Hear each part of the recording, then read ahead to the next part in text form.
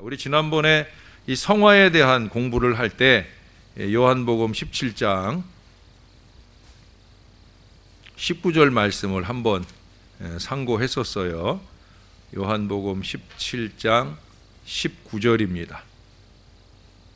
자, 오늘 이제 성화에 대한 공부 다 하든지 못하든지 오늘까지만 하고 다음 주부터는 또 다른 주제를 공부하도록 하겠습니다. 자, 17장 19절입니다. 먼저 말씀을 같이 한번 읽어보죠. 시작. 또 그들을 위하여 내가 나를 거룩하게 하오니 이는 그들도 진리로 거룩함을 얻게 하려 함이니이다. 아멘. 예. 오늘은 먼저 다루게 되는 주제는 성화되어야 할 이유입니다. 이유. 우리가 도대체 왜 성화되어야 하는 거예요?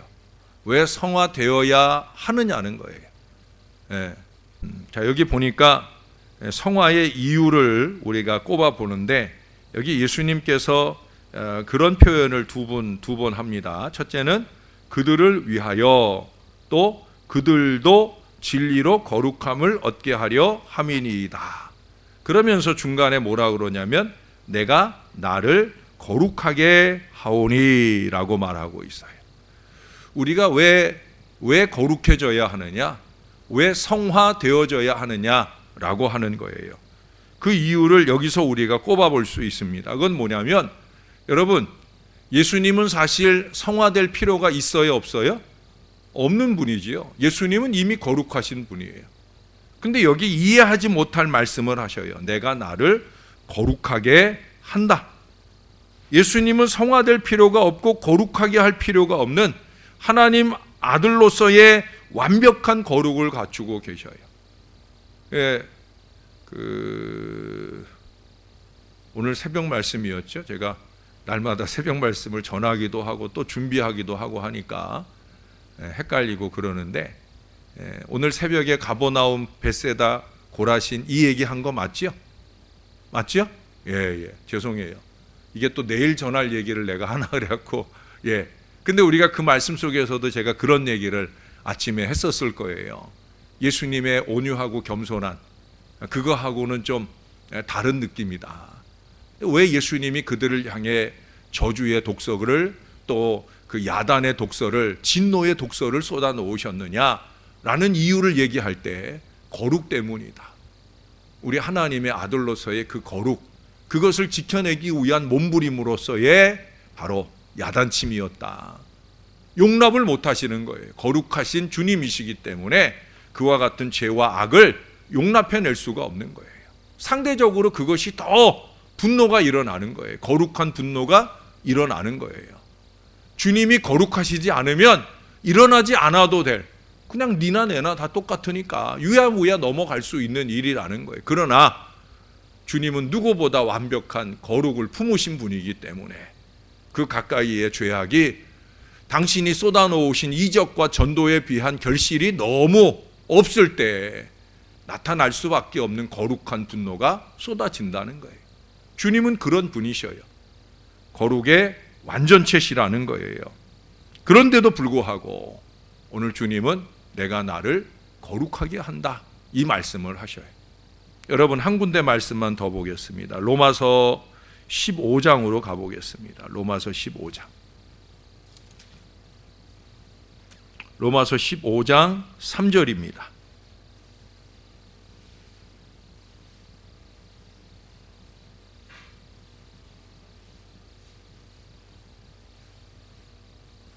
자들의 비방이 내게 미쳤나이다 함과 같으니라. 아멘. 여러분, 주님은 비방받을 만한 그런 주님이시지 않다는 걸 여러분 다 아실 거예요. 그런데 이 비방이라는 것이 대상을 가리지 않아요.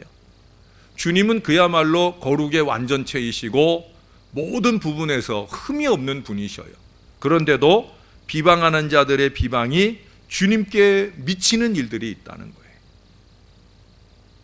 그런데 여기 앞에 전제하는 말씀이 있어요. 그리스도께서도 자기를 기쁘게 하지 아니하셨다. 그리스도께서 자기를 기쁘게 하지 아니하셨다라는 말이 도대체 뭘까? 두 가지 의미예요. 그리스도께서 자기를 기쁘게 하지 않았다라고 하는 것은 첫 번째, 자기의 유익을 추구하지 않았다는 거예요. 비방받을 일을 만들지 않기를 위해서 이 본문으로만 보면 그렇다라고도 볼 수가 있을 거예요. 그러나 비방을 하거나 말거나, 왜? 비방하는 인생들은 내가 예수님이 비방할 게 있어서 비방하느냐? 아니라는 걸 예수님도 아시거든요. 내가 아무리 잘 가고 바르게 가도, 예수님이 아무리 잘 가고 바르게 가도 비방하는 인생들은 계속 비방해요. 그게 세상의 이치예요. 왜? 세상은 여전히 마귀가 득세하고 마귀의 조종을 받는 인생들은 이 비방을 절대 놓지 않아요. 그러니까 예수님이 그걸 아시는 거예요. 그래서 사실은 그들의 비방 때문에 당신을 기쁘게 하지 않는, 당신의 만족을 추구하지 않는 그것은 아니에요. 그러나 그럼에도 불구하고 예수님은 당신의 만족, 자기 유익을 추구하지 않았다는 거예요. 자기를 기쁘게 하지 않는, 자기의 기쁨을 우선순위에 두지 않는다는 거예요. 이거 참 중요한 겁니다. 저와 여러분이 예수님의 거룩을 닮아가려고 하면 저나 여러분의 마음속에서도 이 마음들이 확장이 돼야 되는 거예요. 자기의 유익을 추구하는, 요만큼이라도 자기의 유익을 구하는, 자기의 만족이 우선되기를 원하는 이 마음이 버려질 수 있어야 되는 거예요. 두 번째로, 자기를 기쁘게 하지 아니하는다라고 하는 말은 자기 자신을 기뻐하지 않는다는 거예요. 그럼 무슨 얘기냐면 자기 만족을 자기 자신을 만족하지 않는다는 거예요. 그게 무슨 얘기겠어요? 우리가 볼 때에는 주님은 완전한 거룩의 본체셔요. 그러나 주님은 내가 거룩하다, 나는 완전히 거룩하다, 주님이 그렇게 생각을 하셨다는 거예요. 우리가 생각할 때는 참 어이없는 생각이죠. 왜? 주님은 이미 완전하신데, 완벽하게 거룩하신데, 그런데도 불구하고 주님은 자기를 기뻐하지 않으셨다는 거예요. 그 이유는 다른 데 있지 않아요. 우리가 좀 전에 보았던 요한복음 17장 19절의 말씀처럼 우리를 위해서 내가 나를 거룩하게 하신, 주님 자신을 거룩하게. 그래서 여러분, 우리 어르신들께 죄송한데 뭐라고 하는 영어가 있어요. 더예요, 더. 이미 충분하신데, 이미 충분히 거룩하신데 예수님은 그럼에도 불구하고 내가 나를 기뻐하지 않는, 내가 이만하면 됐지라고 생각하지 않고, 내가 저들이 볼 때 특별히 비방하는 그들을 생각할 때 내가 더 거룩하게 하신다는 거예요. 그 이유는 다른 데 없어요. 뭐라고요? 그들도 진리로 거룩함을 얻게 하려고, 저와 여러분들에게 본이 되려고 하시는 거예요. 우리가 끊임없이 이 말씀의 진리로 근거해서 더 거룩하기를 열망하며 살기를 원하시는 거예요. 주님은 거룩의 완전체를 가지고 계신데도 불구하고 더 거룩을 추구하는, 자기 기쁨을, 자기 만족을 갖지 않고 더 노력하셨다는 거죠. 그런 점에서 우리도 이 거룩에 관한 한 이만하면 됐지라고 하는 수준이 없다는 거예요. 내가 그래도 이만큼 신앙생활 해왔는데, 내가 이만큼 헌신해 왔는데, 이게 없다는 거예요. 부족한 저도 늘 그걸 자주 느끼게 됩니다. 제가 목회 여정을 30년 이상 살아왔어도 여전히 목사답지 못할 때가 있더라고요. 제 마음 안에서 일어나는 어리석은 인간의 마음이 있어요. 인간의 섭섭함이 있고 인간의 허전함이 있고, 그러다 보니까 내가 아직도 멀었다 하는 생각을 여전히 하고 있어요. 목회의 길을 이제 벗어나는 순간을 만나게 될 10몇 년 뒤에라도 저는 아마 그 어리석은 고백을 또 할 수밖에 없을 거예요. 저만 아닙니다. 우리 모두가 다 마찬가지예요. 더욱이 이 거룩에 있어서는 남과의 비교도 금물입니다. 나는 이만큼 거룩한데 왜 저 사람은 저 모양인가? 그 순간에 이미 우리는 거룩하지 않은 거예요. 그렇죠? 그래서 우리가 남과 비교하면서 그에 따른 무시나 비판, 이 어리석음이 우리의 마음에서 꿈틀대고 그냥 꿈틀대는 정도가 아니라 입에서 톡 쏟아져 나오면 그 순간에 나는 거룩한 존재가 아닌 거예요. 주님이 가진 그 영적 권위에 근거해서 가르침으로서의 그런 말씀하심은 주님이시니까 되는 거죠. 또 저도 목회적 권위 속에서 이 말씀을 전할 때 말하는 것들은 이 말씀의 권위에 의해서 말하게 되는 것일 수도 있어요. 그러나 제가 개인적인 마음에서 그런 판단이나 비방들이 제 안에서 있어서는 안 된다라고 하는 거예요. 언제나 늘 말하듯 하나님 앞에서 우리 스스로가 더 거룩하게 되려고 하는 노력이 있어야 된다는 거예요. 그 노력은 계속돼야 된다는 거예요. 언제까지? 예수님 닮아질 때까지. 그때가 오겠어요? 안 오겠어요? 안 오죠. 우리가 주님께 가는 그날까지 예수님을 완벽하게 닮아가는 때는 정말 어려울 거예요. 그러나 그럼에도 불구하고 저나 여러분들은 더 노력해야 됩니다. 그게 바로 성화의 이유예요. 우리는 많이 부족한데 우리 부족한 존재들이 진리로 거룩하게 되길 위해서 주님이 앞서서 본을 보여주셨으니까 우리도 본을 보여주신 그 주님을 따라서 날마다 우리를 거룩의 본질로 나아갈 수 있는 이 노력이 필요하다. 그러기 위해서 필요한 게 우리 예수님처럼 우리가 우리 자신을 기쁘게 하지 않아야 돼요. 예? 나의 이기와 욕심, 또 이기와 욕심이 아니더라도 내 아집, 내 고집, 이것을 딱 들켜지고 있는 한 우리는 거룩의 문에 들어가기가 참 어려워요. 그걸 하나하나 내려놔야 돼요. 포기해야 돼요. 여러분 정말 그렇습니다. 정말 그렇습니다. 그게 안 되면 우리는 성화의 시옷자 근처에도 가보지 못하고 결국 이 땅의 생애를 마치게 돼요. 그런 것들을 자꾸 비워낸 자리에 바로 우리 그것들을 비워낸 자리에 바로 이 거룩이 조금씩 자리를 잡는 거예요. 하나님의 말씀, 하나님의 은혜는 그것들이 비워져야만 우리 안에 오는 거예요. 아무리 주시옵소서 해도 안 주셔요. 아니 주셔도 받을 수가 없어요. 왜? 이미 우리 안에 채워져 있는 그 아집, 고집, 정말 썩어질 것들, 세상적인 것들, 이 세대를 본받는 것들, 그것들이 채워져 있으니까 하나님의 은혜가 들어올 자리가 없는 거예요. 그런 것들을 자꾸 청산해 나가는 그런 작업들을 이 주님의 말씀을 통해 내가 나를 기뻐하지 않는, 내가 나를 만족해 하지 않는 이런 마음으로 우리 주님처럼 주의 길을 갈 때 저와 여러분 안에 거룩의 은혜가 더 충만해지게 될 줄로 믿습니다. 오늘 또 다루게 될 두 번째 주제는 거룩의 결과입니다. 어찌 보면은 이제 마지막 주제가 될 수도 있어요. 여기 한 가지를 더 다루고 있는데 아마 오늘 요거까지 하면 제가 맞춰야 될 시간이 되지 않을까 봅니다. 성화의 결과입니다. 성화의 결과. 첫 번째 결과는 뭐냐면 결국 우리가 뭘 위해서 이 성화의 노력을 하는 거냐면 바로 온전함이죠. 온전함. 온전함. 자, 히브리서 말씀으로 가볼게요. 히브리서 10장입니다. 히브리서 10장 14절. 히브리서 10장 14절.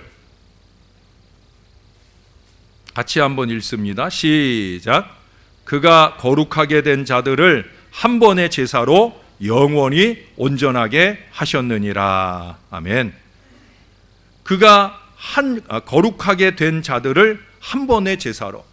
예수님 얘기예요. 예수님께서 당신을 단번에 들이신 바 되어서 영원한 제물이 되어주셔서 그 예수 그리스도를 믿음으로 거룩하게 된 백성들이 영원히 온전하게 하신다.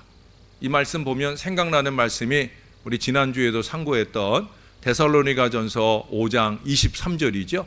주님 다시 오실 때 우리의 온 몸과 영과 혼이 흠없이 보존되는 바로 그 온전함이에요. 그 온전함, 영원한 온전함, 바로 그것이 바로 성화의 결과라고 하는 거예요. 죄와 죽음을 극복하는 자리, 하늘의 생명으로 중생을 얻게 하신 그 거룩한 씨앗이 심겨진 그 마음을 우리 가운데 결실하게 해주신다는 거예요. 그 씨앗 되시는 예수 그리스도의 온전하심으로 말미암아서 온전함이 보장되는 거예요. 그래서 주님이 단번에 드리시는 제물이 되시는 거예요. 우리가 자꾸 기도할 때마다 내 안에 그리스도로 온전하게 됨, 이것을 추구하는 건 다른 거 아니에요. 좀 전에도 얘기한 것처럼 그리스도를 담는다라는 표현들도 그래서 되는 거예요. 내 안에 그리스도가 완전하게 채워지는 이 은총과 역사. 권사님 전화 아니에요. 예, 그 뒷자리 전화예요. 신경 쓰지 마세요. 예. 제가 어제 이 두 분 때문에 많이 놀랬었어요. 이 어르신들이 우리 김정욱 권사님 병원이 선암병원에 계신데 거기까지 걸어갔다 오셨어요. 제가 그 얘기 듣고 얼마나 가슴이 철렁했는지 제가 밤에 내려가서 야단치고 왔어요. 거기가 어딘데 거길 걸어갔다 오시느냐고. 두 분이 이제 그래도 같이 함께 늙어가는 사이다 보니까, 그래서 병원에 계시다 그러니까 두 분 가시니까 너무 좋아하시더라는 거예요. 그럴 수밖에 없죠. 병원에 계신데 어르신들이 왔으니 얼마나 좋아하시겠어요. 우리 젊은 사람도 그 선암병원까지, 그 근처에 사시는 여기 우리 김현옥 권사님, 뭐 얼마나 먼 거리예요. 우리 젊은 사람들도 걸어갔다 걸어오려면 힘든데 이 두 분이 거기를 걸어갔다 걸어왔다는 거예요. 저녁 때 또 시름시름 앓고 계시는 건 아닌가 걱정이 돼가지고 제가 밤에 아내랑 내려가가지고 4층에 가서 찾아뵀더니 권사님 누워 계시다가 벌떡 일어나가지고 나 쌩쌩해요 그러면서 말씀을 하셔서 제가 안심이 돼서 왔는데, 건강한 표시라 감사하기도 하고, 다시는 그러시지 말라고, 특히 이제 이수복 권사님보다 더 건강하신 내가 김동희 권사님을 어제 막 협박했어요. 우리 이 권사님 아프시거나 그랬으면 내 권사님 혼내주려고 그랬다고 막 그랬는데, 뭔 얘기하다 여기까지 왔나. 전화가 오는 바람에 그 얘기가 갔구나. 그래, 어떻든 우리 예수 그리스도, 우리 아까 요한복음 17장 19절에서 진리로 거룩함을 얻을 수 있다고 그랬는데, 결국 진리가 뭐예요? 내가 곧 길이요 진리요 생명이다 하신 예수님이 진리죠. 이 진리로 거룩하게 되는 그 성화의 결과로서는 결국 그리스도를 통해서만 이 성화, 이 온전함이 우리 가운데 이루어질 수 있는 거예요. 그러니까 거룩해진다라고 하는 것은 예수의 성품이 우리를 지배하도록 예수님과 하나가 되어 가는 거예요. 그러기 위해서 하나님께서 하나님에게서 오지 않은 것들을 우리 가운데서 버려야 되고요. 결국 하나님께서 주어지는 것, 오는 것, 그런 것들로 우리 안에 채워가는 노력들이 필요하다라고 하는 거예요. 결국 거룩의 숙제는 하나님께 맡기는 거예요. 하나님께 순종하는 거예요. 그러면 온전함의 은혜로 우리가 나아갈 수가 있다는 거예요. 여러분, 적당히 아니에요. 거룩이라고 하는 이 단계는 적당히 거룩의 신용이나 내고 흉내나 내는 그 단계가 아니라는 거예요. 주님이 우리에게 원하는 거룩의 최종 결과는 온전함이에요. 아버지의 온전하심 같이 우리도 온전하게 되는 그 자리를 주님이 원하신다. 그래서 우리는 끊임없이 오늘도 나를 쳐서 더 복종하게 하는 거룩의 노력이 필요하다라고 하는 거예요. 두 번째는 열매를 맺는 거예요. 거룩의 열매를 맺어요. 이 열매가 뭐냐? 로마서 6장으로 가보겠습니다. 거룩의 열매는 뭐냐? 로마서 6장 22절입니다.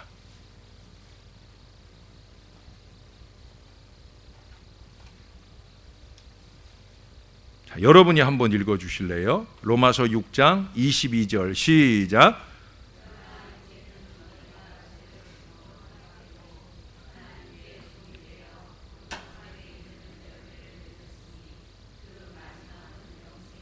아멘.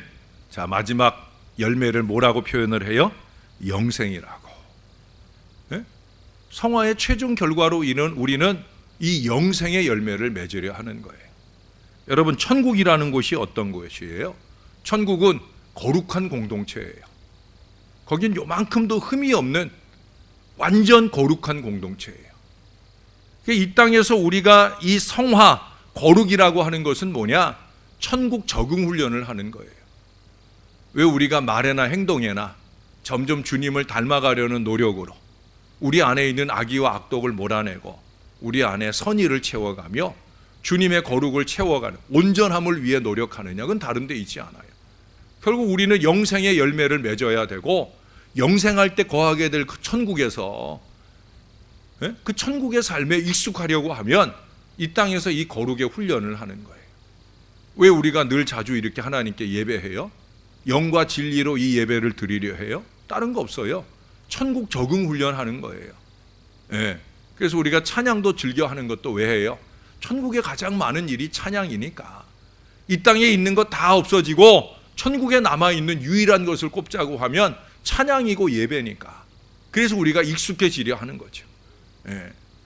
저 미국 오리건주의 포틀랜드에서 목회하시는 어느 목사님이 계신데 어느 날 그 지역 병원에서 전화가 왔어요.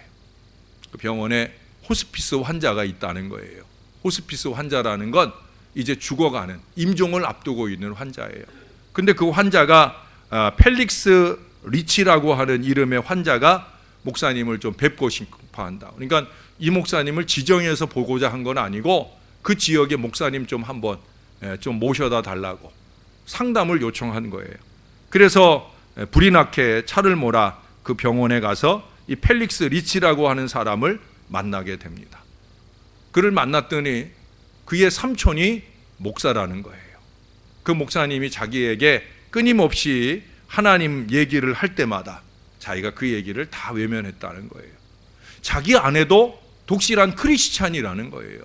그 아내가 교회 가자고 할 때마다 그는 그 거절을 하고 외면을 했다는 거예요. 그러나 이제 죽을 때에 다다라 보니까 내가 이제 곧 죽어서 하나님의 심판대 앞에 이르게 될 터인데 하나님 만나러 가야 되는데 내가 죄로 가득한 인생을 살다가 이제 이 마지막을 맞을 때 내가 어떻게 할까? 내가 어쩌면 좋겠나? 나의 이 죄 문제는 어떻게 해야 되겠느냐? 이걸 울면서 그 목사님께 토로하는 거예요. 그래서 그 목사님께서 하나님의 말씀 속에 있는 회개와 용서에 대한 말씀들을 몇 가지 읽어주었어요. 그 말씀들을 읽어주면서 회개하면 용서받습니다. 누구든지 진실하게 회개하면 그 죄가 무엇이든지 간에 용서받을 수 있습니다. 라는 복음으로부터 시작해서 그가 그렇게 복음을 받으면서 자기의 눈물을 흘리면서 자기의 죄악을 내려놓을 때마다 그것도 용서해 주셨을 거예요. 그것도 용서해 주셨어요. 이 사람이 얼마나 세상에서 나쁘게 살았는지 용서가 하루로 끝나질 않아요. 목사님 내일도 오세요. 목사님 내일도 와주세요. 그러면서 날마다 며칠 동안을 찾아갑니다. 갈 때마다 어떻게 그렇게 회개할 게 계속 나오는지. 그게 사람의 생각으로 사람의 기억으로 고백되는 게 아니에요, 여러분. 회개도요 내가 하는 게 아닙니다. 절대 그렇습니다, 여러분. 회개는 내가 하지 않아요. 성령이 하셔요. 이 사람이 날마다 목사님이 며칠 동안을 찾아가도 늘 회개할 것들을 쏟아놓는 거예요. 목사님이 사제권을 가진 건 아니지만 그의 마음 가운데 용서의 확신을 갖도록 하기 위해서 용서해 주셨어요. 용서해 주셨어요. 그 선언들이 이어지게 되어져요. 근데 여러분 놀라운 일이 벌어져요. 이게 뭐냐면 그 죄악들이 내려놓는 가운데 여기 오늘도 우리가 읽은 이 말씀에 보니까 그러잖아요. 너희가 죄로부터 해방되고 하나님께 종이 되어 거룩함에 이르는 열매를 맺었다. 그가 그 병상에서 바로 그 열매를 맺어지게 되는 거예요. 그러면서 놀라운 일이 일어났는데 그게 뭐냐면 병상을 털고 퇴원하게 되었다는 거예요. 할렐루야. 그리고 그 목사님네 교회를 출석하고 무려 8년 동안을 그가 날마다 거룩을 더 이루어가면서 목사님 생애에 내가 만난 교인 중에 이 정도로 거룩한 사람을 만나보지 못했다 라고 말할 정도로 정말 완전하게 변화된 그 거룩한 신앙 인생으로 그렇게 8년 세월을 꼬박 살다가 목사님을 처음 만난 그날에 8년 만에 갑작스러운 심장마비로 그만 세상을 떠나게 됩니다. 그가 그렇게 갑작스럽게 세상을 떠났지만 그의 아내도 그의 삼촌도 그를 목회했던 그 목사님도 그것을 하나도 슬퍼하지 않았어요. 왜? 지난 8년 세월 동안 누구보다 완벽하게 거룩이 준비된 사람, 영생의 열매가 준비된 사람, 이제 갑작스럽게 주님이 데려가셔도 그 8년 세월의 열매로 통해 그가 온전함을 가지고 천국에 이르렀을 줄로 믿었기 때문에 그 교회에서 있었던 장례 여정 중에 가장 행복하고 가장 즐거운 장례 여정이 이루어지게 되었다라고 하는 거예요. 그는 하나님을 만날 준비를 그 8년 세월 동안 하게 된 거죠. 하나님은 그를 만나 주시려고 그가 그의 마음 가운데 무겁게 그를 짓누르고 있던 모든 죄에서 해방되도록 하시려고 그의 생명을 연장시키셔서 거룩의 은혜로 그를 이끌어 주셨다라고 하는 거예요. 거룩은 나의 의지적 노력으로 되는 게 아니에요. 주님을 더 의지해야 됩니다. 주님께 더 매달려야 합니다. 여러분, 말씀을 한 군데 더 찾아볼게요. 사도행전 26장입니다. 로마서 바로 앞에 사도행전 26장입니다. 26장 18절입니다.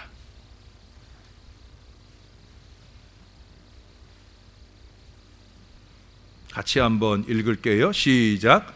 그 눈을 뜨게 하여 어둠에서 빛으로 사단의 권세에서 하나님께로 돌아오게 하고 죄 사함과 나를 믿어 거룩하게 된 무리 가운데서 기업을 얻게 하리라 하더이다. 바울의 자기의 다메섹 도상에서의 회심 증언이에요. 예수님이 이 바울에게 하신 말씀을 증거하는 거예요. 예수님이 하신 말씀에 뭐라고 그러셨느냐? 자기의 눈을 뜨게 해주셔서.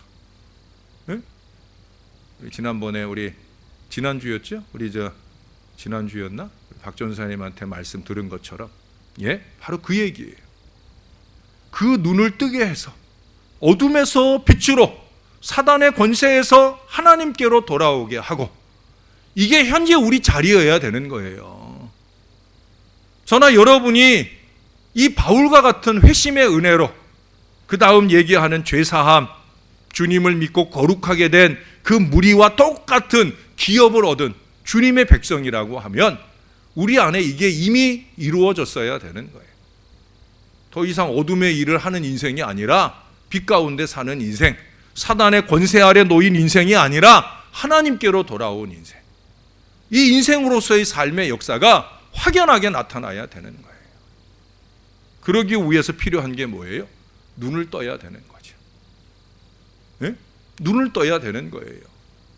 예수님이 그 다메섹 도상에서 사울의 눈을 감기신 것은 그것은 그냥 육신적인 눈을 감긴 그런 의미만 있는 게 아니죠. 그의 감겼던 영안을 열어주시는 거죠. 아, 내가 어둠 속에 살았구나. 예수 믿는 사람들을 잔해하러 다니는 일이 이것이 옳은 일이 아니라 그런 일이구나 라는 것을 깨닫는 마음. 그래서 그 영안이 열리니까 빛이 무엇인지를 알게 되고 자기가 지금까지 사단의 권세 아래 놓였던 인생이었던 걸 깨닫게 되고 이제는 하나님께 돌아와. 여기 말하는 것처럼 죄사함과 예수 그리스도를 믿어 거룩하게 된 그 사람들과 함께 기업을 얻는 하나님의 백성의 자리, 그 자리를 열망하게 되었다는 거예요. 바울이 이 증거를 통해 저와 여러분에게 바라는 바가 뭐겠습니까? 눈을 뜨라는 거죠. 거룩에 좀 눈을 뜨라는 거예요. 성화, 우리가 가야 할 그 걸음에 눈을 좀 떠야 된다는 거예요. 주님이 우리에게 유예의 시간을 주신 만큼 그 기간이 어느 때인지, 제가 좀 전에 얘기했던 펠릭스 리치라는 그 사람처럼 우리에게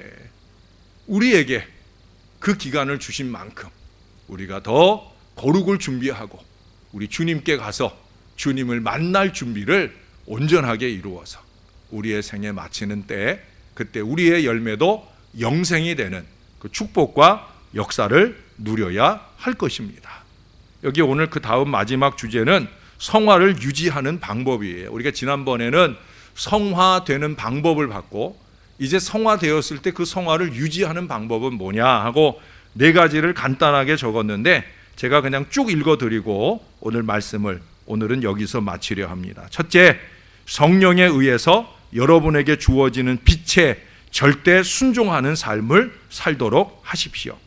만약 나태해지거나 실패했을 때에는 즉시 하나님께 죄를 자백하십시오. 하나님께서는 즉시 여러분들을 회복시켜 주실 것입니다.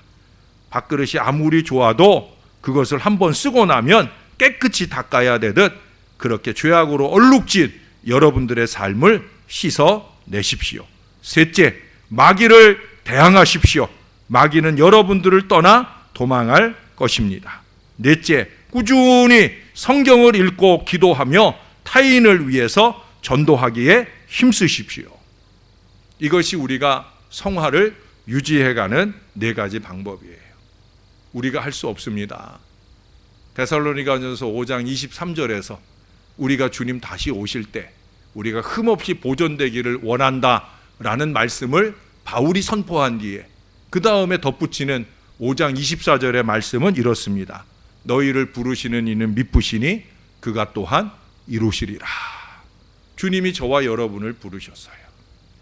우리가 아직은 부족하지만 그 주님을 온전히 의지하고 가는 이 믿음의 걸음만 갈 수 있다고 하면 미쁘신 주님이 저와 여러분의 미래도 그 온전한 거룩함으로 아름답게 가꾸어 가시리라고 믿습니다.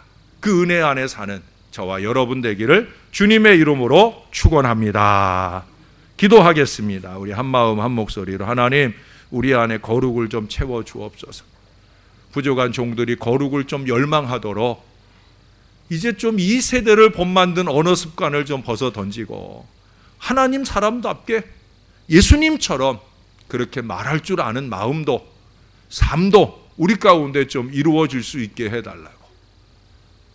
내 자신의 신앙을 만족하지 말고 기뻐하지 말고 주님이 기뻐하실 때까지 노력하는 믿음 되게 해달라고 우리 다 같이 한 마음 한 목소리로 간절하게 기도하는 시간 되길 바랍니다. 기도하겠습니다.